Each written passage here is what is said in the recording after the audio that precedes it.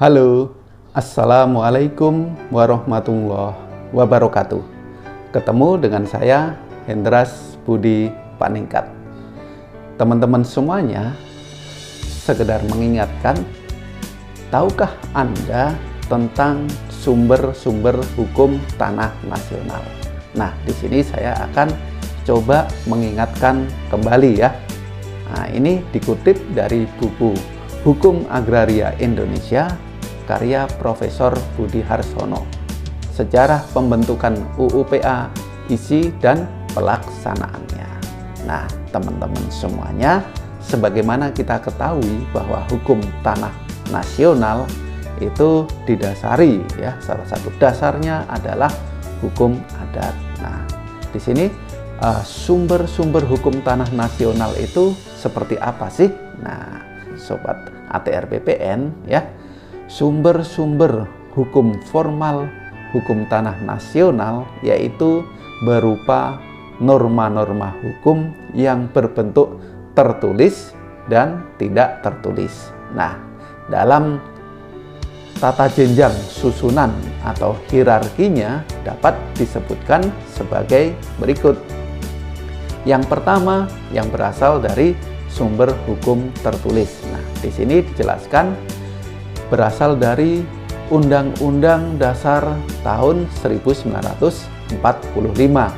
Yang kedua, berasal dari Undang-Undang Pokok Agraria atau Undang-Undang Nomor 5 tahun 1960 tentang Peraturan Dasar Pokok-Pokok Agraria.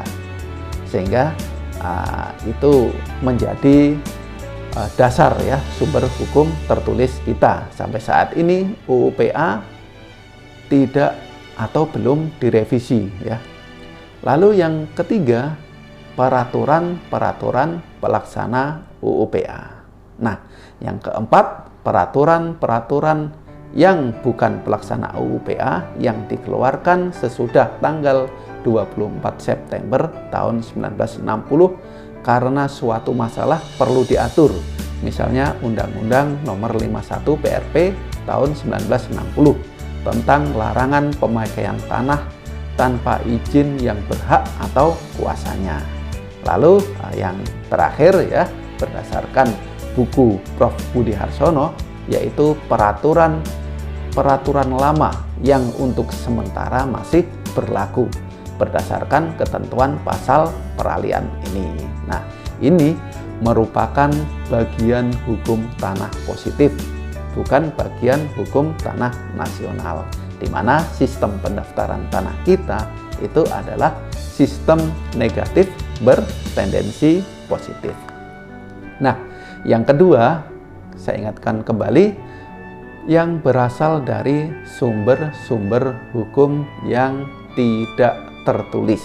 Nah, ini ada dua ya, yaitu yang pertama berasal dari norma-norma hukum adat ya, norma-norma hukum adat yang sudah disanir menurut ketentuan sebagaimana pasal 5, 56 dan 58 UUPA. Lalu yang kedua, hukum kebiasaan baru termasuk jurisprudensi dan praktik administrasi yang sering dilakukan ya, praktik administrasi yang sering dilakukan.